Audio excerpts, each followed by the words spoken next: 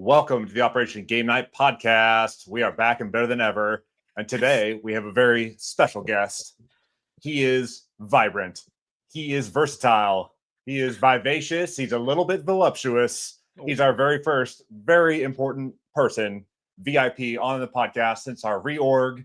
It's Vic from gamesymas podcast. How you doing, Vic? Hey, how's it going? That was a lot of V's. Wow, I like that. He's a vixen. Vic. Yeah, gee, oh my goodness. I'm very excited to be here, guys. Thank you guys for having me. I mean, I'm excited to talk with you guys and I'm just excited, bro. I can't even speak right now because I'm just so excited right now and nervous. Excellent. Yeah, we're excited to have a discussion with you. But I got to introduce my other co-host. He's live streaming from his car. He looks a little bit like he's in the Blair Witch Project. He's Jared Erickson. How you doing, Jared? What it do? Yeah, I was relegated to the vehicle today. I'm on 5G, so if you lose me, just know that I'll be driving to the next hotspot.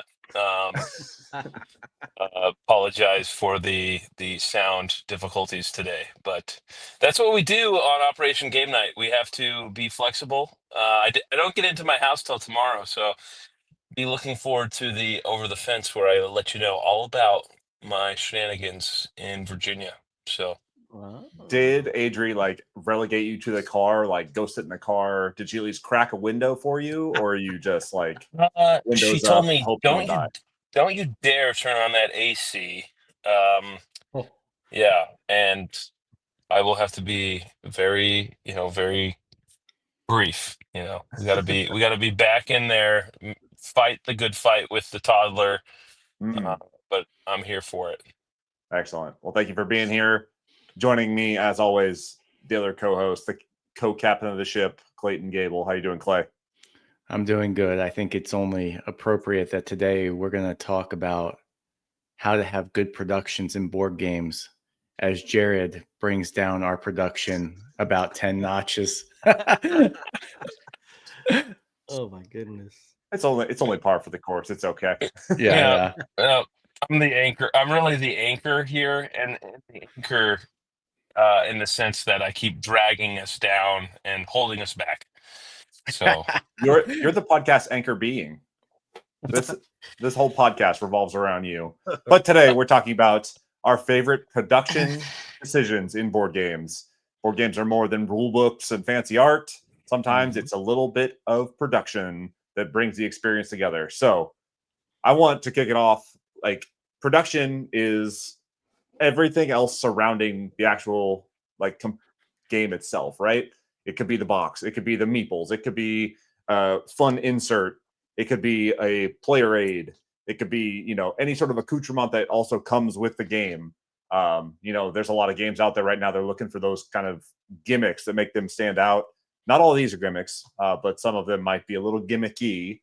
But we're talking about some of our favorite production decisions by publishers. So I want to kick it off. Let's do an easy one. Should we do an easy one first? Yeah. Could we do favorite? Let's do favorite organizer tray. Oh my God. Clay, I don't know how you envision this going, but I want to talk organizers, because when you open that box, okay, pull the rule book off. You got organizers underneath, especially in some of our fancier board games, our larger board games with tons of minis, whatever it is. You got to have that organizer in there that keeps everything nice and squared away. What are some good board games that have great organizers? And this is out of the box organizer. This isn't aftermarket Etsy. This is the company. Yeah, the company decided they were going to pony up and give the players a good experience out of the box. That's right. Yeah. Vic, do you have anything off the top? Because I got one I'm ready for if you need. So the one that comes to my mind, and for your listeners that have watched my podcast, know that I'm a big Betrayal on the Hill. Yep. Big number one board game ever. Love it. They came out with one called Betrayal on the House Legacy. Yep. Now, Legacy, when I opened that box up, everything was good to go. You're ready to go right off the bat. They have it set up so you just literally take it off, and you're ready to start playing. And even then, when like you put it away, the tray itself, the box itself is like, this spot goes where all the tiles go. This is where all the cards go. And then so right off the bat, I was like, okay, we're in for a show, because this game like guides you on how to like put it away and how to take it out. Yeah. And I thought that was beautiful. I thought Legacy was great. I mean, first of all, I'm playing Betrayal, and now I get to play Legacy game, which I love. Campaign Legacy games, like hands down, like one of my favorite games to play. I love because it brings everyone back to the table to continue our story that we left off at. But I thought that was genius. It even has like a section for your trash, like your like cards that you don't use anymore. Like you can place them in there now. So I was like, oh, okay, they thought of everything on that. So for me, it's got to be Legacy. But and the more recent version of that is probably like Arcs. Arcs did kind of a similar thing. It comes in the campaign box, which is much larger. Comes with 2 separate trays that are like your campaign trays that you can throw all your stuff in, put it away, pull it out again next week or whatever to continue the story. Correct. Clay, what you got?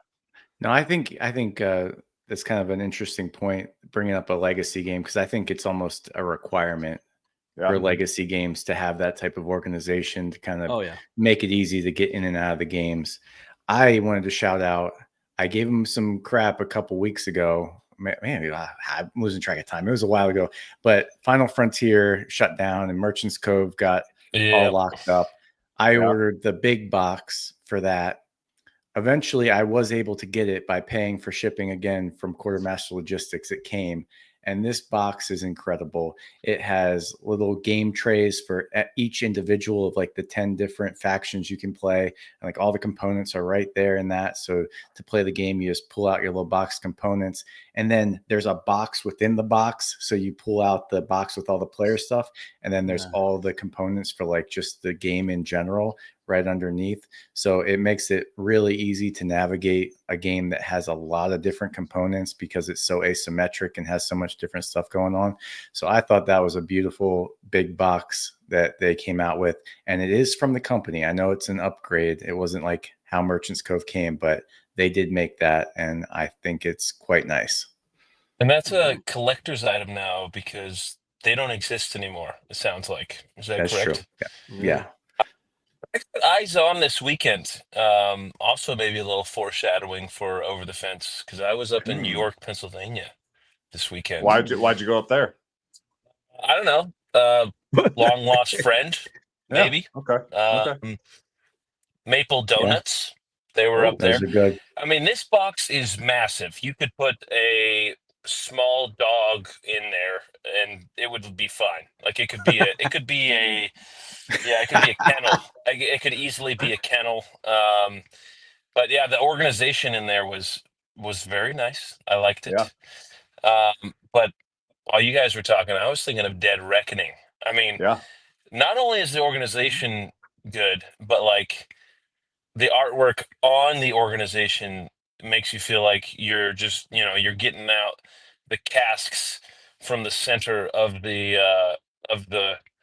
battle warship as you're getting ready to go fly sail your pirate boat around the Caribbean to go blast each other.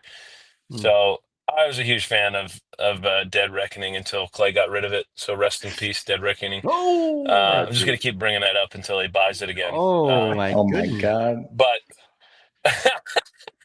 not a fan, Clay? I was actually, as the resident party guy, I was actually thinking of Camel Up. Like, it's a very simple game, and the box is probably bigger than it needs to be. But just as Vic was saying, it tells you exactly where to put everything for a quick and easy setup takedown. And that's one of your key items for yard sale and a game. Top shelf yard sale.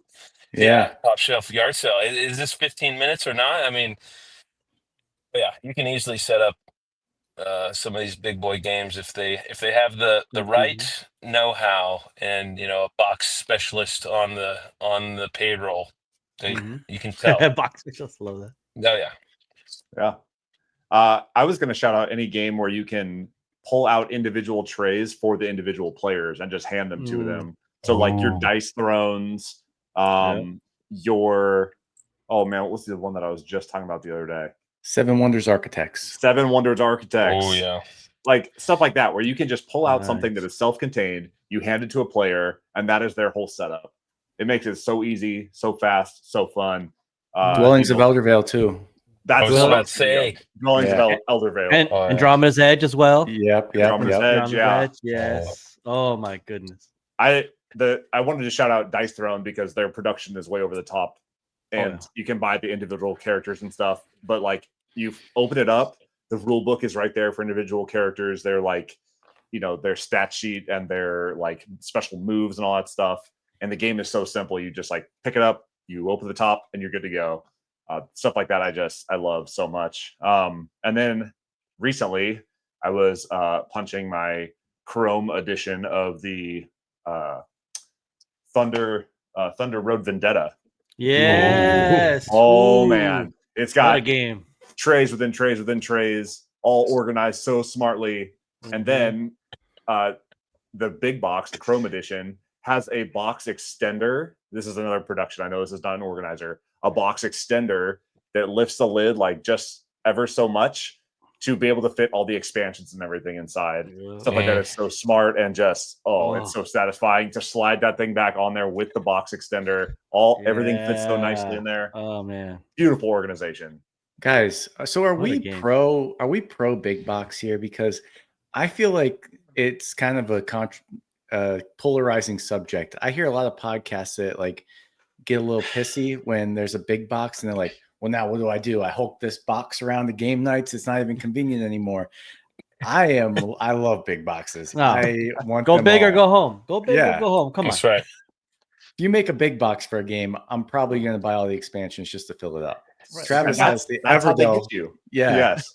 You got Everdell here, Mhm. the Chrome Thunder Road Vendetta. I got these 2 Batman ones and 1,000 more Ooh. Batman boxes coming. Like, I'm a big Yep. box boy. I'm more than happy to lug a box around to a game night. Like, I'm not the type of guy that's going to have a huge bag of board games, right? Like the all play board game bags that they sell. But if I'm gonna bring one game to game night, I don't mind lugging around a big box. Mm-hmm. I think I'm pro big box.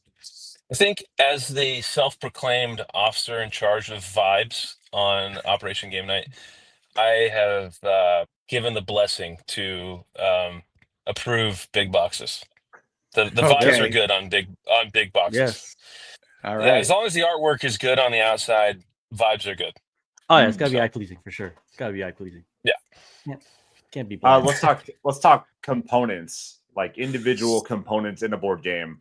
Are there any that jump to mind where it's like, this is what a component should be for a board game? It can be bags, it can be chips, it can be coins, it can be whatever it is. But like individual components, what jumps to mind as like a top tier, top notch component and production decision? We're just going top shelf yard sell off segment right now. At this point right now. Yeah, We're what is this? What are we commandeering? I know you guys taking over one of my segments. No. Vic. That's why we had you on. You're the expert. Merger right now. You don't I know, even know right? it, Vic. Top shelf or yard sell with Operation Game Night. All right. We call that horizontal integration. There you go. Exactly. Come right in. Yes. Oh, we just zippered. Yeah, So, Vic, what you got for individual components that really stand out? Like, what is something that you're like, this thing is beautiful. I love this individual component. Feels good. Looks good. It's hard. It's hard to narrow it down because I have so many. I just recently got the Fall of the Mountain King and In the Hall of the Mountain King. Okay. But I got the Kickstarter edition. Yeah. I found it at a con, one of the conventions I went and I got it. So they got the premium ones, and man, those coins, those little gold coins, it feels like I'm holding like Aztec gold. I feel like I'm holding like some like really nice, some nice coins. Everything's nice, and like they show you a picture of like it's like a reference sheet of like, hey, thank you for buying the Kickstarter. You know, you may notice some differences from our basic ones. Here are the differences, and it shows like the basics, and then your Kickstarter. I was like, oh, I'm so glad I got this Kickstarter box because I'd be so bored with these pieces. So now I have like the metal pieces, and like whenever I have like metal like coins for like resources, I think those are top tier from you. That's a top shelf right there from you. You are talking our language because those metal coins are so satisfying. Oh, it feels so good. The weight, feeling the weight of it. Yeah. Yes, it's worth it. I agree. But yeah, I would go in the Hall of the Mountain King and the Fall of the Mountain King. There was this other one that my friend introduced, but I can't think of it. You guys might even bring it up. Where he also had like the Kickstarter edition, but like the coins felt nice. Even Andromeda's Edge, like the Kickstarter, like the all-in pledge stuff. Yeah. Some of those resource tokens are really nice, especially like the little ice resources, or like the cobalt, where it's like it looked like little like gold bars kind of thing. Or I thought those are really good resources. Like, and it drives immersion. If you guys know me, I love immersion, and so if I'm immersed into this board game and I have like thematic components with it, I'm getting involved in this game. None of this cardboard cutout stuff. So I'm not a big guy. But yeah. Jared, you got something that jumps to mind? Scythe was something that like early in my game journey that I remember the minis on the mech warriors were just pretty dope. And then like there's like some angel looking thing, if I can remember right. Is that on Scythe, or am I mixing that up with something else? But if there's an angel, I'm not sure what you're talking about. You have to paint a more descriptive picture for me, because maybe he was looking. Maybe he had wings. I don't know. But also, I mean, there was a guy with a bird on his arm. Like you're like maybe that was it. Your character figures in there are nice minis too. Yes, minis and characters, and just this gothy looking, real mech. What do you call it? Steampunky. Yeah, I loved it. But also, on my trip up north, I saw those bite wing boxes. I hope Clay talks about those. Because I'll just throw the bone over to you, Clay, because Reiner Knizia, bite wing something or other. Can you tell me about those? Yeah, the sci-fi trilogy from Bitewing has been getting out to backers. And as a Reiner Knizia fan and also a fan of science fiction, this trilogy, I backed it at the most deluxe of tiers. I don't know if this counts for board games or not, but the Bitewing Games went into the trouble to produce a Reiner Knizia stuffy, a plushie, and I have that now, and that's amazing. Yeah, and like all the deluxe components in the Bitewing games are great. Bitewing in general has just been making some great productions. I love the feel of their, like in the Ego game, they have these alliance tokens and things, and they're all this like hefty, like almost poker clay iron type feeling chips, and it feels great. But I want to give a shout out real quick to a not sexy component that came to my mind when we're going to talk about this. I think we can all, probably agree, like, the metal coins, that's the sexy stuff. But in Castles of Burgundy Deluxe Edition, there's one component that I think makes it soar above, and that's that little grid that you can put down on top of your mat that keeps all your tiles in place if they were to get bumped. And I'm just like, man, that was such a clever decision to make that little grid, so that, that's the worst when you're like making a map out of like tiles of any type and they get bumped a little bit. And now you're like, geez, I got to rearrange this every 2 seconds. And they solved that on Castles of Burgundy Deluxe Edition. And I am very into that particular component. That's a great one. Good call out.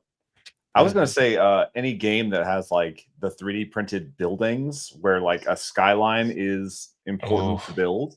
So like I was thinking of Skyrise. I got that like mega Kickstarter edition. And it comes with like each individual faction or like, color that you're playing as has unique crafted buildings, and they all look different. So like your small buildings between all 4 factions, there's no duplicate buildings. The mediums, there's no duplicates. Talls, there's no duplicates. And then you have individual like I don't even know what they're called, but like the special ability buildings are all these like beautiful, large crafted like miniatures. And when you put it all out there on the table, you build this like 3D skyline that looks amazing. Same thing with like Foundations of Rome. You're putting those buildings out there and it just looks beautiful. like stuff like that is just so immersive. And as an engineer, when you like finish the game, you have this nice skyline that's going on. It's just so satisfying. I love that so much. Dang. Travis, I fear we might be coming off like a little privileged because we're just shouting out all these Kickstarter versions and like I know, yeah, expensive games. Can we give a little ode to maybe, you know, a basic version of a game that does it well, that you don't have to deluxe upgrade to get something awesome? Yeah, Jared, what's up? Oh, I mean, I can't stop talking about Lost Rivers of Arnak, but the tablets, the arrowheads, and the rubies in that game, that's a base level. And they just feel so good when you have those in your hands. I mean, the meeples and those are kind of maybe so, but those are. I'm always pleased to grab a tablet. Maybe everything else is kind of like meh, but I do enjoy grabbing a tablet and an arrowhead. The arrowhead, like it's 3-dimensional. It's got that blue tinge. I love it. That obviously sprung right to my mind. But everything else is kind of like meh. Yeah. Shout out to our boy Paul Solomon and his Honey Buzz with the nice like jelly honey resources. Those things are satisfying. All the resources in that game are so satisfying to pick up and just play with, because like the honey is like actually kind of squishy and like sticky. Oh man, those are so nice. What about you, Vic? What you got? Well, first of all, Travis and Carly are destroying me in Lost Rivers of Arnak on BGA right now. So I had to throw that out right now. Jared. Jared. You're playing with me. Yeah. Sorry, Jared. Jared and Carly, correct. The other big military guy. I don't know how you got all the way to the top of that temple already, man. I'm like, bro, I'm struggling over here with resources, but you got that to lockdown. I tell you, I have like 3 games going on at all times of the day, so don't even worry about it. I do need to get your take on how you think Carly's playing, though, because he's one of the other big ones. So don't worry, we're gonna play again. I'll re-invite everybody. So let's go. Let's run it. But I think to Clay's point about like basic, I mean, I'm not too much familiar with the Kickstarter versions of like the Awakened Realms games, but I mean, I bought Nemesis basic, and those components were amazing. The minis are amazing. I mean, the intruders are amazing. I just got Lords of Ragnarok also from Awakened Realms. Again, minis are amazing. The resource, I don't think there's resources in that game, but in Nemesis, we'll go back to Nemesis. The resource, like the fire tokens, are really nice. The noise markers are really nice. And I didn't really get the Kickstarter ones, but Awakened Realms likes to go over the top on their games a little too much. For when it comes to like that basic agenda of games. Again, probably this is my exception, but I mean, Betrayal. The basic versions of Betrayals, I think their components are nice. They're cut out. They're a little cut out board pieces, but I mean, I like the little meeples and I guess that's just the exception of like the little monster tokens you get. They're colorful. Their art design's really nice. That's a very basic version as well. But I mean, any game that has minis, I'm all for it as well. I mean, I had one of my good friends that I've had on the pod, Raul. He has the hot take that he prefers meeples over minis. He doesn't want games with minis. He likes meeples. And I was like, You're wrong. You're wrong, sir. Minis all day. I need immersion. I don't need basic little guys that are like this. I need actual immersion. I need to know what my guy looks like. Yeah, exactly. Over the little, exactly. I don't need poses. You know, if this guy's a space pirate, I need to make him look like a space pirate, not some guy that's like doing a starfish pose. I don't need that. Okay? That's fair. But, Clay, what you got for small box or baseline games? Yeah, I think that this is going to be a kind of an obscure game, but it's another production decision just on a basic game. It's called Chuhan by Matago, designed by Tom Lehman. It's a like card shedding game meant for 2 players. There's a lot I don't like about the production. It comes in just like a normal, like, card game type box that you'd find like Lost Cities or something. But in addition to that, and when you get it out, it has like a nice little dragon board that you keep track of your score and some like big chunky tiles for player aids. But they also put in there just a tuck box that you could take the whole game in a tuck box if you wanted to. And I thought that was really clever because, sometimes space matters. You just want to throw something in the backpack. You don't want to stick even though it's not a big cardboard box, they put like all the stuff to track scores as cards and all the stuff to player aids and stuff as cards instead of the tiles. So you can just take all the cards, take those other ones, stick in the tuck box, and you're good to go. So that was a cool production decision by Madigo. I think that's who produced that game. But yeah, pretty sweet. And I was gonna shout out Fantasy Flight Games and their Marvel Champions. It took me a long time to realize this, but when you get one of their big, or like, let's say you get the base set, right? The Marvel Champions base set required for all players, regardless of how many expansions you want to go into. The base box has enough space to store the entire first wave of expansions. Yeah. And you can tuck them all in there, right? It comes with a couple decks pre-made, pre-loaded, all ready to go. But if you stand them up, you can fit the entire first wave in that core box. And every one of their big box expansions, they're like maybe 1 foot by 1 foot large. They're pretty manageable size boxes. Each of them has a divider in there that fits the entire next wave of expansions. Because they do the big box, then they do like, I don't know, a couple of heroes, or they'll do like a medium expansion that has like a scenario in there. But they are all sized to fit that entire wave of characters or expansions that come out. And then I don't know if they meant to do this or not, but it comes with like a little piece of cardboard that kind of holds it holds all the cards from bouncing around or whatever. You can cut that up and it like perfectly makes dividers for the different releases in that wave of expansion. So I think that is, I don't know if they meant to do it that way, but that's how people do it. Like I've seen it online, people, make dividers out of this thing, but it's so smart and it's so economic in such a small box. I'm always really impressed by that stuff. For sure. What about like player aids, something that helps the player either when they're setting it up or taking it down or following the rules or mid-play, like something that just helps players? You got anything that springs to mind? Production decision that helps players. Look, I know Clay hasn't played this game yet, and you need to, but Civolution. Come on, Clay, get on this. You got to get on this game. Oh my goodness. If you love Castle of Burgundy, my guy, you're going to love this game. All right. You got to get it. But Civolution gives you legit like a little booklet for each player that has all the icons on there. So, you can reference it back to whatever because this is a very icon heavy game. So if you're not sure what this icon does, you have your little booklet reference sheet. You open it up and it tells you everything you need to know about that game. I love Civolution. It's fun. And I think that, the little reference sheet is very helpful. I don't ever have to ask a question of like what this does because I just literally look at it and there you go. So you don't have to bother the game master or the owner of the game with questions. You can the game master will be like, just look at your booklet. And like, okay. And then you're done. That's it. So that's pretty nice. That's pretty nice. You might have me with the booklet because let's go. Come on. The booklet in Arcs that pretty much every player gets their own mini rule book in Arcs too. Yeah.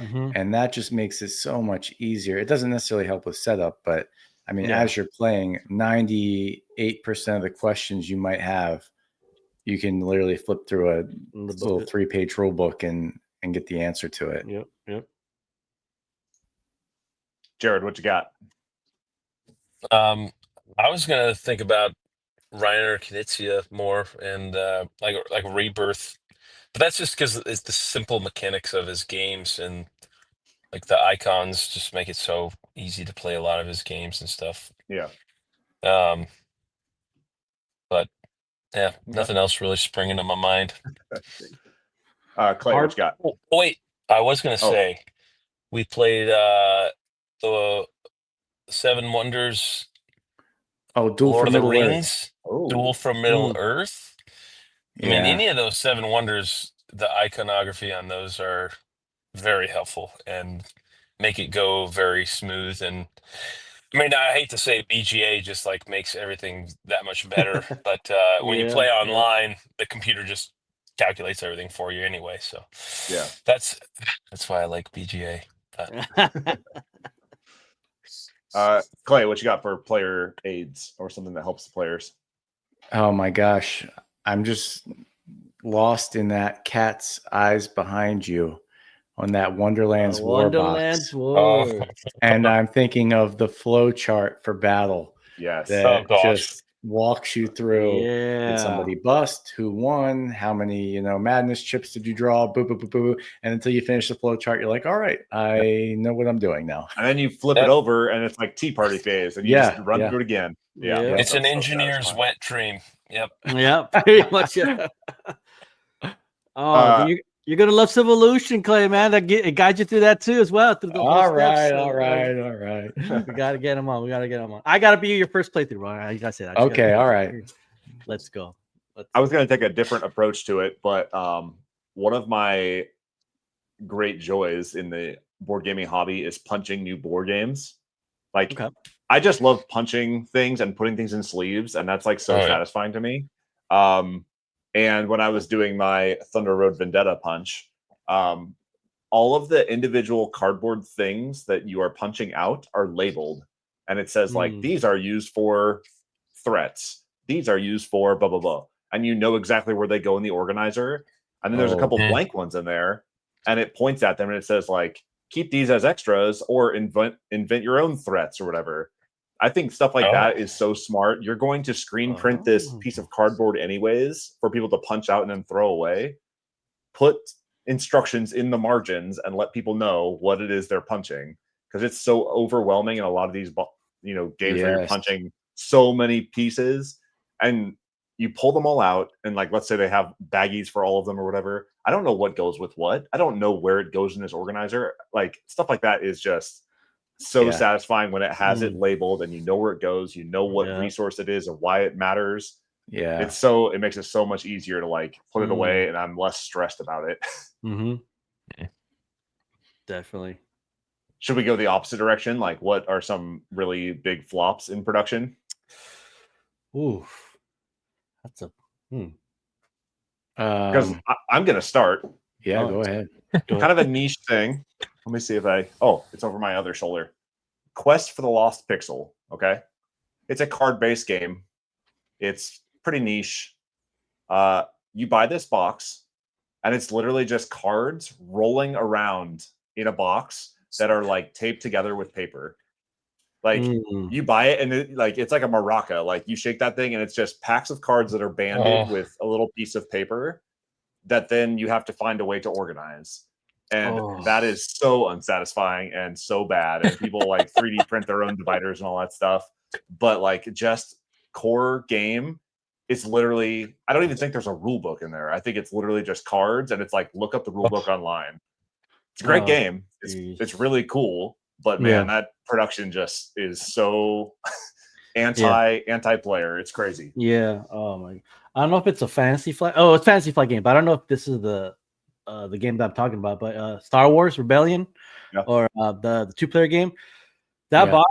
Oh my goodness. There's so much like minis in there, but the way the box is set up, if I'm correct, is when you take it off, it's like those like the box that like it's like this, and it dips in this like middle crevice. And you gotta like put the crevice underneath it, and then like there's they just stuff the minis in there. I'm like that's so annoying because it's like you just have to like open it up and organization, and then the cards just go in the middle of the little crevice, and things just bounces everywhere. It just gets there. Oh my, that bugs me so much.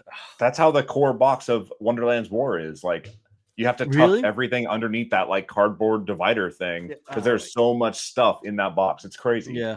It's so annoying because especially if you have cards and minis, everything's just gonna get jumbled up, and now your setup time just got doubled because now you got to reorganize everything, and it's just like I don't like board gamers. The thing about the minis are like you need to know where the minis go on the organizer because sometimes they do not tell you where the mini's supposed to go, and they all are like very similar, but they're not the same. And they all like you're like, okay, I think it's this slot, but it's not. But then it leads to inevitable lid lift, and we all know that's one thing we can all agree on. That's not what we want. It's just that is quite frustrating. But inevitably there's maybe one mini that's just like really long. That one's easy to put back. it's long. Yeah, But then yeah. the other 7 are just like very slight variations of like this, middle-sized Yeah. warrior, angry looking Yeah. thing. So that's Yeah. painful. That's true. So I wouldn't even thought about that. I was miserable with Marvel United when I had just all the boxes, like all the different expansion boxes, and I was trying to figure out where to put them all back in those things. And now they just all are thrown together in a big box, and I'm like, whatever, because the little insert wasn't doing much for me. Oh my goodness. Also, yeah, Jared, good point. I'm looking at you, Simon and Zombicide, because they Oh, have 1,000 zombies in those boxes yeah. and no labels as to where they go. That stuff Well, is so frustrating. R.I.P. Cmod though. Oh yeah, R.I.P. Or as mode games. Huh? Let's finish on a high note and talk about something positive again. Any honorable mentions, shout outs for specific games or components that we did not talk about already? Vic. oh, Well, geez, okay, put it on the spot here. What's a game? There's a game. I don't know if it's Seasons. It's one of these games where like it's like a very dice heavy game, but like the tray inside of it like organizes it for like all the trays, all the individual like dices, so they fit into the slots. That way they're not jumbled around. I'm also thinking of like Formula D, the racing game that I have. Yeah. It uses it uses like from like a D4 to like a D60 die, but each in the middle of it has like a specific slot for each die. So it's like nice and organized, nice and tucked in. I like that because it's like that way your dice aren't rolling around in your box everywhere. I mean, they're not going anywhere, but like just have them in a little neat little spot so you can like put them in there.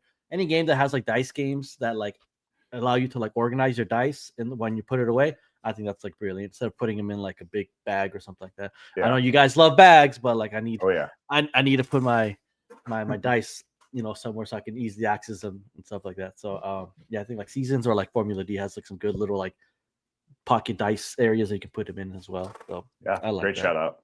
Love it. Jared, what you got? I was just gonna shout out 2 quick ones.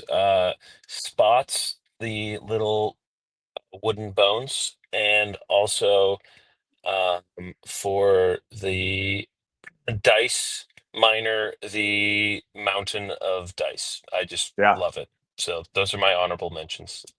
Beautiful. And congratulations, you made it through the whole episode without mentioning Camelup's pyramid or the pop-up tree.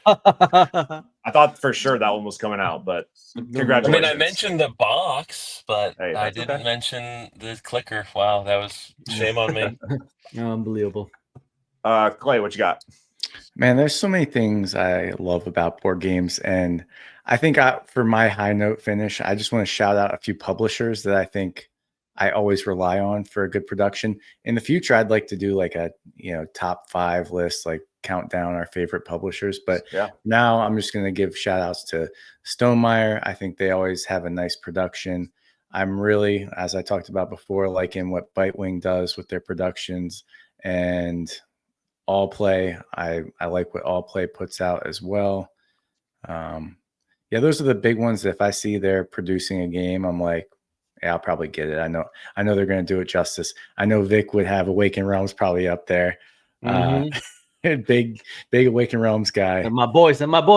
Yeah.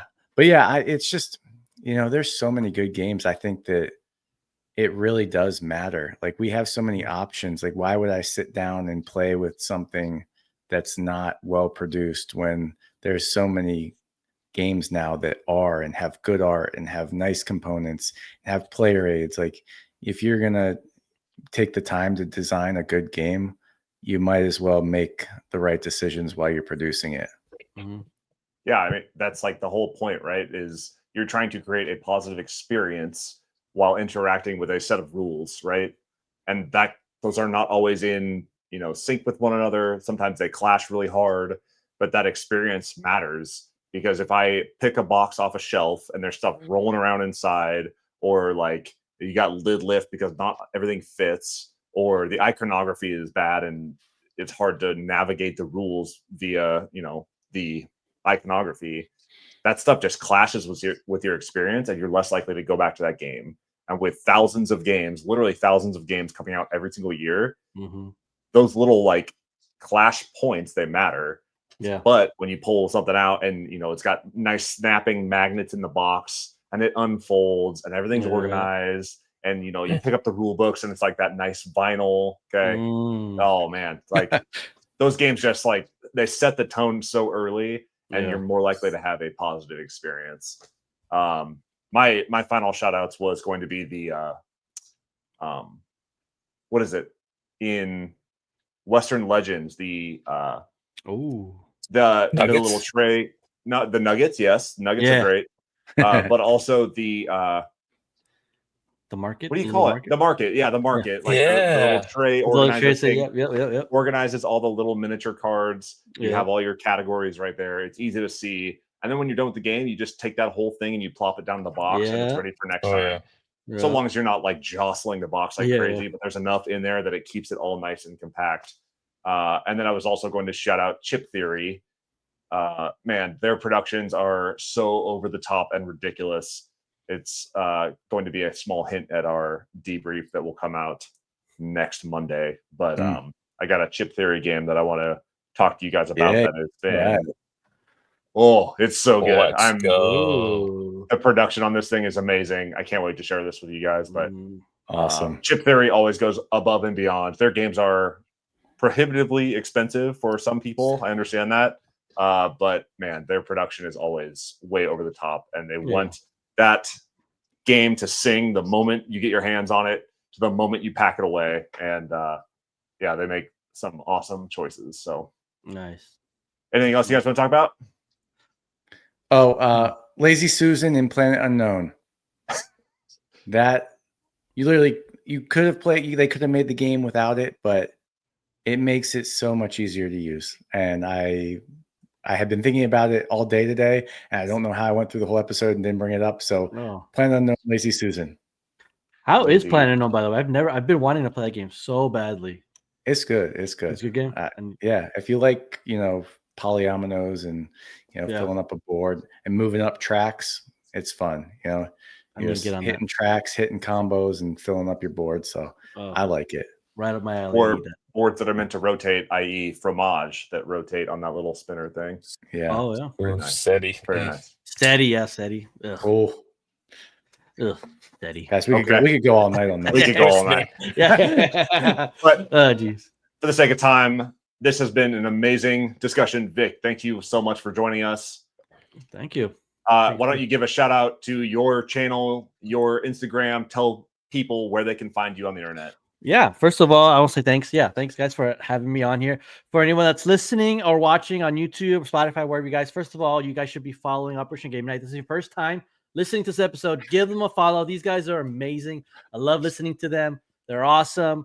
So go ahead and catch up on their episodes. Catch up to this episode, and then once you're done that, you can come over to my side of the corner here on gamesymas podcast. We're dedicated to board games, video games, some pop culture things.